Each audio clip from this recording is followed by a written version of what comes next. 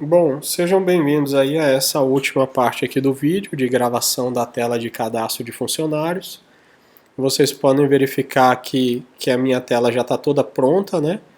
Lembrando que aqui é só questão de layout, tá? No vídeo anterior aí eu mostrei quais seriam as ferramentas que estaria usando, os text field, esse campo aqui de seleção para dados pré-definidos. Aqui também é um text field, mas é um text field com máscara, né, para utilização do CPF, o ano aqui de nascimento, assim também como aqui no campo de telefone, né, celular, telefone fixo. O restante aqui é tudo text field, né, com exceção do CEP, que também está utilizando máscara. Aqui no campo senha é aquele campo específico para senha, no qual ele substitui o caractere aí pelo símbolo. Então tudo isso aqui foi mostrado lá no vídeo anterior. A utilização de botões eu já mostrei em vídeos anteriores também, então também é bem tranquilo, né? Não tem nenhuma dificuldade. E ficou faltando aqui só inserir a nossa tabela, que eu deixei para o final para poder falar dela um pouco mais com calma. Então aqui, ó, essa minha tabela, ela vai estar mostrando, independente da consulta, todos os funcionários que são cadastrados na empresa. Porém, sem mostrar todos esses dados aqui. Eu só quero que apareça aqui o ID, que é um número sequencial gerado automaticamente a cada cadastro. Isso é feito direto lá no banco de dados. Eu quero que apareça o primeiro nome da pessoa, o sobrenome dela e, por final, o CPF. Para que isso, né? Porque se eu estiver fazendo uma pesquisa aí por um determinado nome, digamos que tenham vários Darlans cadastrados, então o primeiro nome seria inútil, né, para essa comparação. Eu tenho o campo sobrenome para fazer o comparativo. Mas ainda digamos, né, é difícil, mas digamos que tivesse aí duas pessoas ou mais com o mesmo nome e sobrenome. Então o campo CPF é o que me seria aí o guia para determinar se aquele funcionário que eu estou prestes a cadastrar, se ele realmente já está cadastrado ou não.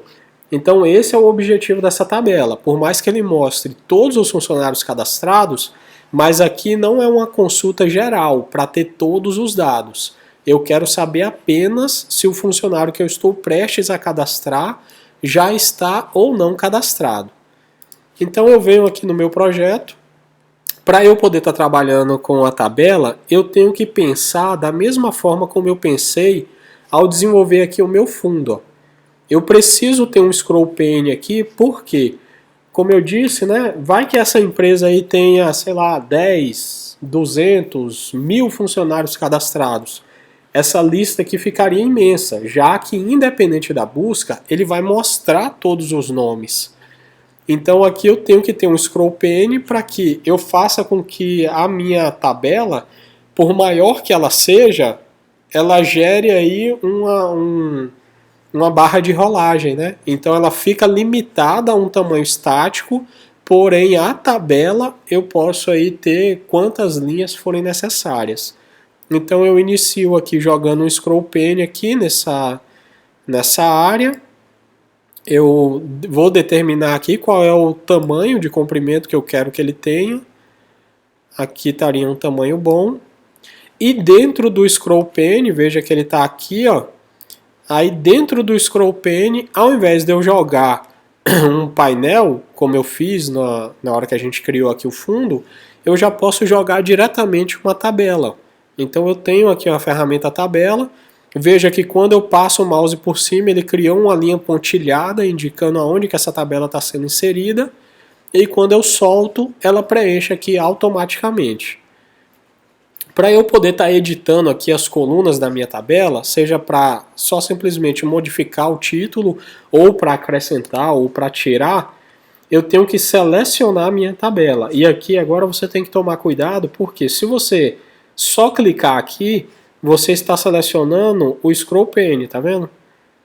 Então, para selecionar a tabela, você tem que clicar sobre a tabela, e não dá para fazer isso diretamente aqui no projeto, você tem que fazer aqui pelo navegador. Clica nele, vem em propriedades, aí aqui você tem esse campo, ó, Model. Você clica sobre ele aqui e ele te mostra aqui quais são as colunas, quantas tem no momento, o título, o tipo e se ela é ou não editável. A quantidade de colunas aqui corresponde com o que eu vou precisar, porque eu vou pegar o ID, nome, sobrenome e CPF. Se eu precisasse de mais colunas, era só ir adicionando. Da mesma forma como se eu precisasse de menos, era só ir retirando. Para editar o título é só dar 2 cliques. Então aqui eu vou pegar o ID, que vai vir do banco de dados. Vou pegar o nome, que corresponde ao primeiro nome. Vou pegar o sobrenome. E por fim, vou estar pegando também o CPF dessa pessoa. Essa coluna aqui referente ao tipo, eu não vou estar explicando agora, porque seria um assunto aí um pouco mais complexo, mas veja aqui ó, que tem várias opções, né, dos tipos a serem trabalhadas na coluna, quer dizer, na tabela, perdão. Mantenha ele como objeto, porque ao longo dos próximos vídeos você vai ver que quando você vai trabalhar com tabela, você trabalhar especificamente com o tipo objeto é mais fácil, porque o tipo objeto você pega todas as características daquele objeto e não um tipo específico dele, né? Então mantenha aqui como objeto e desmarque todas essas opções aqui de editar, porque eu não quero que a pessoa edite a tabela diretamente aqui por ela. Essa edição tem que ser feita pelos meus campos aqui embaixo. Então aqui seria só isso. Aqui, ó, não dá para vocês verem, porque principalmente aqui no Mac, né, ele não mostra, mas por exemplo, se fosse o Windows, apareceriam aqui linhas. Ele tem 4 linhas aqui, tá vendo? Então no Mac aqui, você não consegue visualizar, mas no Windows apareceriam aqui 4 linhas. Como a minha tabela aqui ela tem que aparecer zerada, ou seja, ela só vai conter dados a partir do momento que os cadastros vierem a ocorrer, então ela tem que iniciar zerada. Para isso, eu vou remover aqui as linhas. Ó. Cuidado para que você não remova as colunas, né? As colunas a gente já viu aqui que está correto. Eu só preciso remover a quantidade de linhas. Dou um OK e pronto. A minha tabela está feita. A última coisa que eu preciso modificar aqui é só dar um nome para ela.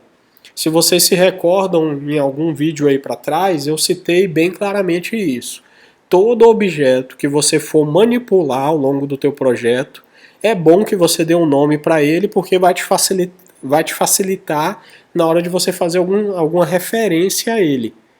Então eu vou clicar aqui ó, em mudar o nome da variável, vou dar o nome dele aqui de... só tabela, vou colocar aqui tabela. Você poderia colocar qualquer nome, tá? Que você quisesse. Eu vou deixar só apenas tabela. Veja que todos os meus campos aqui, ó, todos eles já estão com o nome alterado. Ó. Oh, desculpa, apertei errado. É o botão direito. Propriedades. Aqui, ó. Todos eles já estão com o nome alterado. Ó. Então tudo que eu vou precisar manipular nessa tela aqui já tem um nome próprio. Da mesma forma aqui, ó. Veja que aqui, ó, deixa eu minimizar aqui para ficar bem claro para vocês. Aqui eu tenho um label e 2 botões que eu poderia ter jogado diretamente no fundo aqui, ó, do meu projeto, ó, o JP Consultas.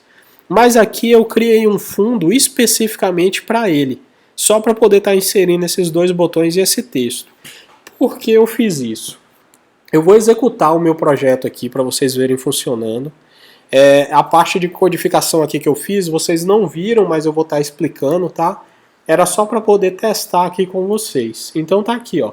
Ao clicar em cadastro, funcionário, cadastrar, a minha tela já está abrindo.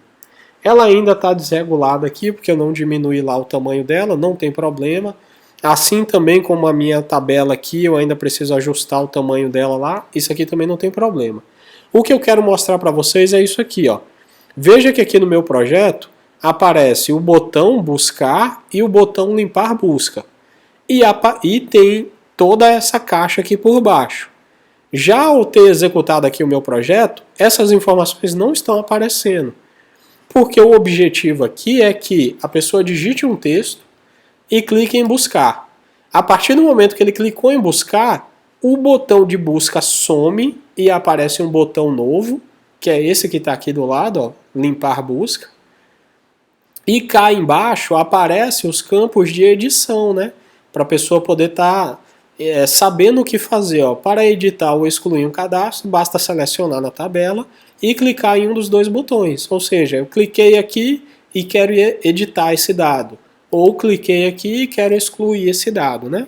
Obviamente. E se a pessoa já fez a consulta, gerou aqui a busca, teve ou não teve resultado, se ele limpar a busca, novamente some o botão de limpar, volta o botão de buscar. Em tese eu teria que ter apagado esse texto aqui, eu não fiz comando para isso, mas na hora aqui, né, eu teria que ter feito esse comando aqui também sumir. E cá embaixo aqueles botões de seleção também sumiram, porque eu não preciso tê-los na tela se nenhum campo foi selecionado ou nada ainda foi buscado, né? Então assim, é por isso a importância de você dar nome aos botões. O objetivo aqui desse final do vídeo era só mostrar isso, porque ele me possibilita fazer esse tipo de referência. Ó. O código que está fazendo esses botões aparecerem ou sumirem são esses aqui, ó. Eu estou listando o nome, ó, JP fundo botão. Vou voltar aqui no design, vou selecionar aqui, ó. Olha o nome dele aqui, ó. JP fundo botão. Então eu estou dizendo lá no meu programa que tudo o que está aqui sobre esse fundo, que seria os dois botões e esse label, eu quero que eles iniciem ocultos, né? Falso, a visibilidade deles é falsa. Da mesma forma como o BTN limpar busca também é falso. E olha aqui que detalhe, ó. Como aqui era apenas um botão que eu queria sumir em meio a todos esses campos, aqui eu tive que fazer referência direta ao nome do botão. Aqui, como eu queria sumir tanto o label quanto os dois botões, ou eu teria que fazer aqui o comando para cada um deles, né? O botão aqui de o BTN excluir, o BTN editar, e eu teria que dar um nome para esse label aqui também. Então eu teria que fazer várias chamadas. Para evitar isso, eu coloquei todos esses campos sobre o fundo e fiz com que o fundo seja oculto. E aí, naturalmente, tudo que tiver vinculado a ele, que no caso são esses três campos, eles somem também. Então essa é a importância de você estar aí fazendo sempre a nomenclatura para os seus objetos, para que você possa manipulá-los, né, de acordo aí com a sua necessidade. Então por agora é isso aqui. Só para finalizar agora meu projeto, eu vou estar fechando essa aplicação aqui. Para finalizar, eu não posso esquecer que eu tenho que diminuir isso aqui, ó. A minha janela está com 870 de largura e 1237 de altura. Enquanto eu estava editando o meu projeto, eu precisava dela em todo esse tamanho. Mas agora, para executar o meu projeto, vocês viram que ela sumiu lá na minha tela principal, né? Porque ela era grande demais para caber aqui. Então eu agora preciso diminuir o tamanho dessa janela. Vou estar colocando ele aqui com o tamanho de, sei lá, 613. Beleza. Agora, na hora que eu executar aqui o meu projeto, quando eu chamar a minha tela de cadastro de funcionário, ela ainda ficou um pouquinho grande, então eu vou ter que diminuir mais um pouco ainda. Mas veja que agora, ó, é a barra de rolagem quem determina a visibilidade de todo o conteúdo, né? Então eu só preciso diminuí-la um pouco mais para que ela caiba aqui dentro. Na verdade, aqui se eu maximizar a tela, ela está aqui, está totalmente visível, né? É porque ali a tela não está totalmente maximizada, mas enfim, é só diminuir um pouquinho o tamanho dela aqui e é assim que vai ficar o projeto na hora que ele for chamar dessa tela aqui, ó. Funciona internamente no sistema, todos os dados aqui já estão visíveis e posso dar aí como concluído esse primeiro nível do meu projeto, né, que era o desenvolvimento aí da tela de login, a tela principal e o cadastro de funcionários. Agora eu já vou entrar no nível 2, que é o desenvolvimento lá do meu banco de dados. Está aqui embaixo, ó. A gente já vai criar o banco de dados, criar a primeira tabela funcionários e depois fazer a conexão do sistema com o banco de dados. Então tudo isso aqui, ó, a gente já abordou. Os tipos de campo, usos de máscara, criação de tabela, os botões ocultos, né? já tinha feito o conceito de camadas e a separação de campos, então a minha tela cadastro de funcionário aqui eu já posso dar como concluído, e aí, enfim, finalizei o primeiro nível do meu projeto. Então aqui já estaria concluído. Agora a gente já parte aí no próximo vídeo para a elaboração aí do banco de dados.